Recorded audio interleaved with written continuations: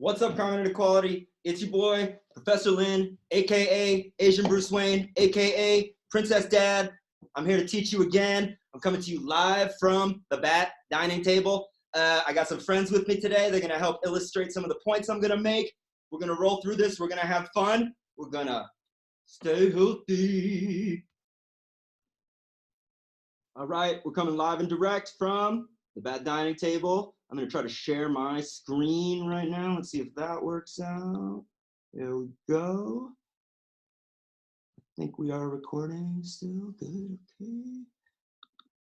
All right, welcome to class today. This is the first kind of major lecture of the course. I'm gonna move myself and make myself just a little bigger for you here.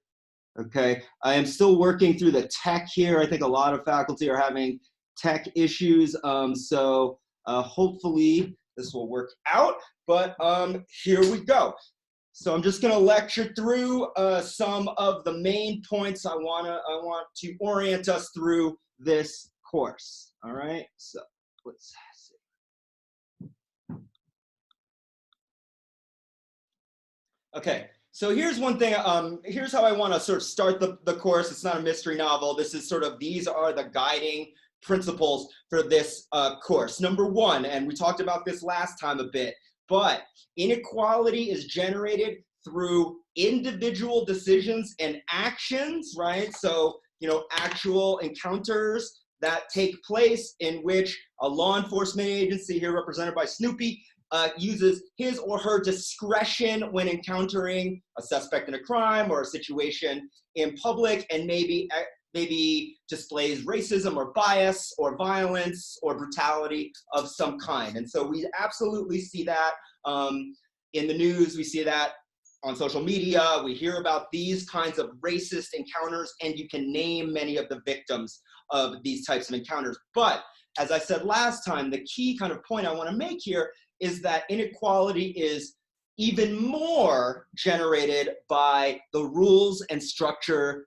of the system itself, okay? And that lesson is gonna carry through every bit of this course. So the rules and the structures of the system itself exert more effect on inequality than individual decisions and actions, okay? So I want you to remember that, okay? Secondly, inequality accumulates through the criminal justice system. And so I'm going to be illustrating this point today and as we go on. But inequality does not occur only at one point. It doesn't just occur, or it's not just generated at the moment of policing.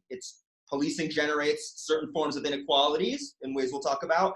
Court actions generate other inequalities or exacerbate the ones that policing has already kind of highlighted. Sentencing, corrections, as we move deeper into the system, inequalities are accumulating, and I'll show you statistics about this later. But so, you know, it's this cumulative effect. So as you go deeper into the system, the people in it are getting poorer, they're getting less white, and they're getting more male, okay? And so those populations are concentrating on the most kind of disadvantaged in decision making, right? Particularly young men of color seem to be at most disadvantaged in various forms of decision making. And when you get to the end of the system, you see this disproportionate concentration of young men of color, or, you know, these days men of color generally. So I want you to really get in your mind this kind of accumulating effect. Okay, and thirdly, inequality is reproductive, and this is what I was talking about last time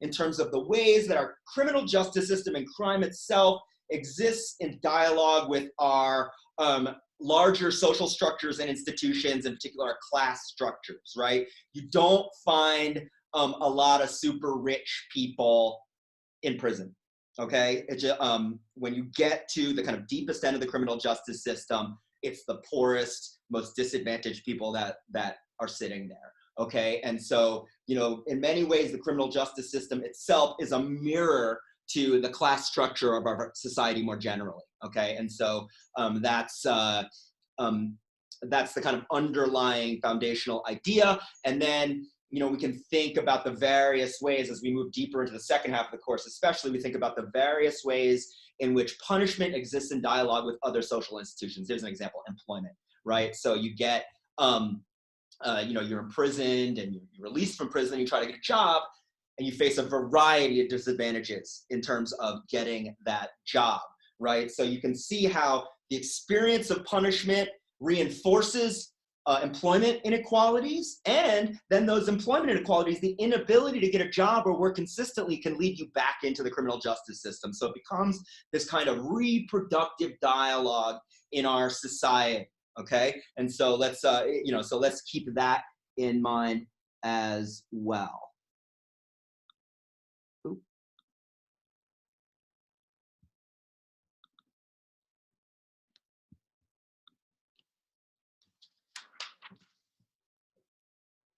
Okay, so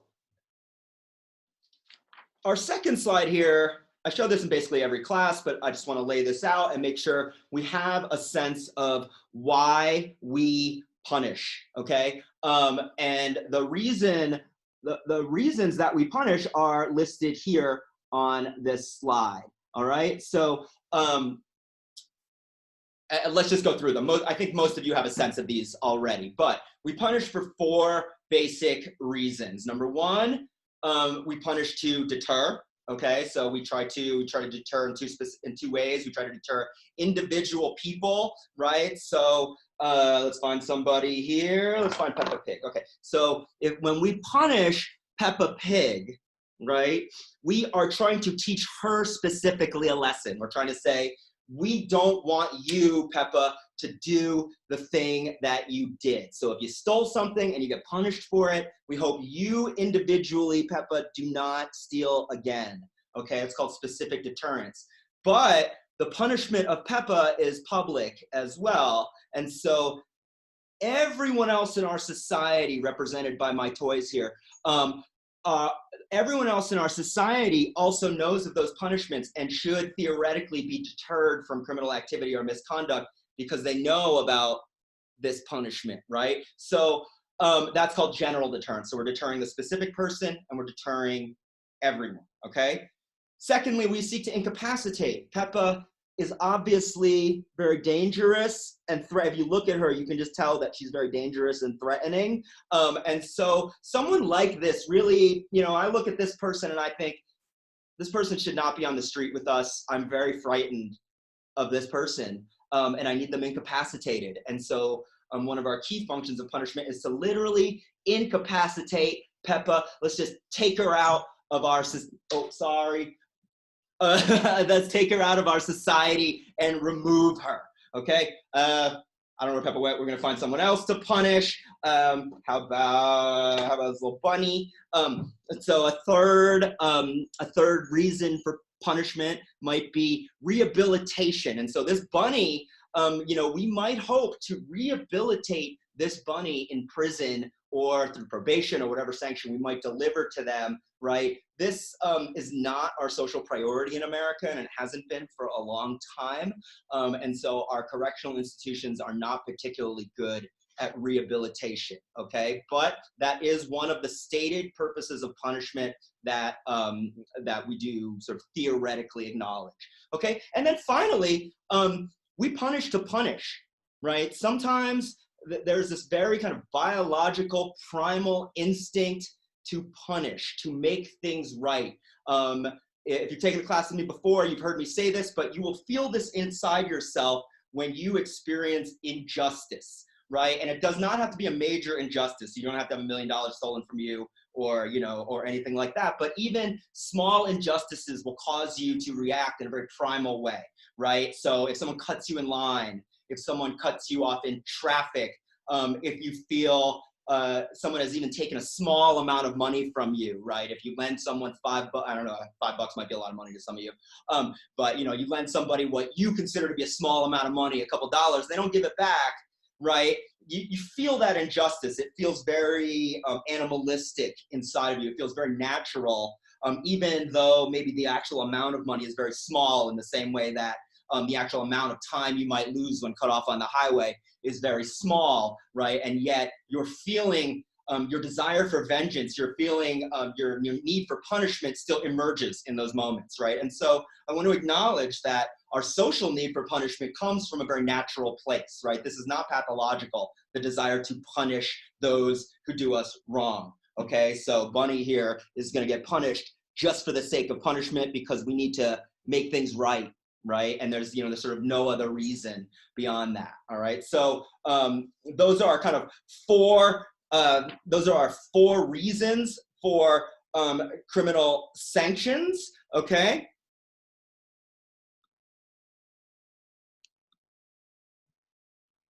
I'll move myself over here. Maybe I'll move down here. Okay. So now I want to talk about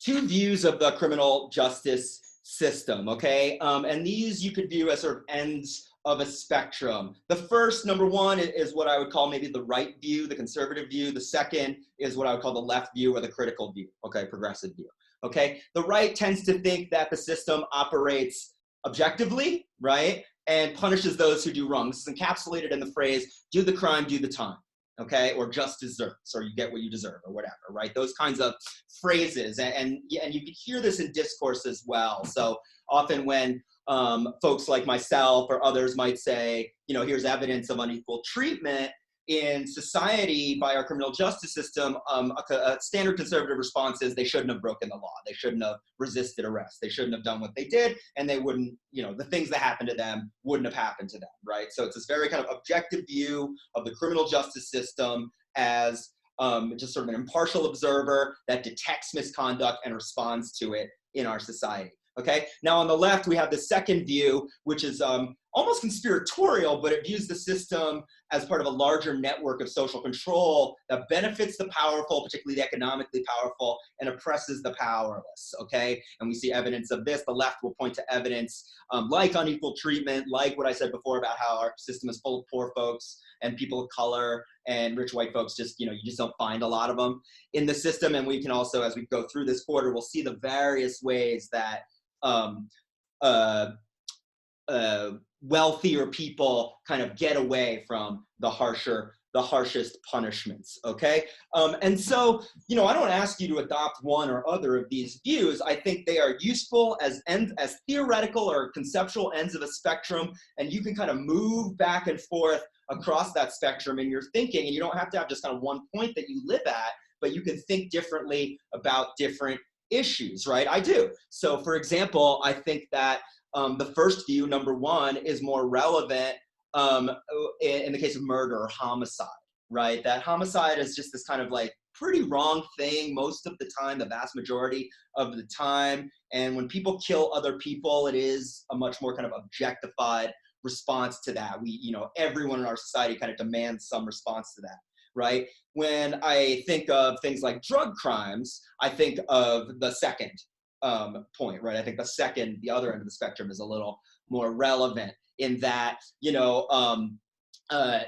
drug crimes are, the way we write drug laws are very variable. They change over space and time. Again, here in Colorado, you know, marijuana was illegal and punishable by incarceration up until, 5-6 years ago. And now it's legal and actually produces revenue for the state. So you sense that variation, right? And when we look at who tends to get caught up in drug crime, who is it? It's poor folks, right? It's people in poor communities, all right? And so, here's two very different types of crime, and I kind of think about them in different ways, and I use this spectrum as a tool to frame that thinking, okay?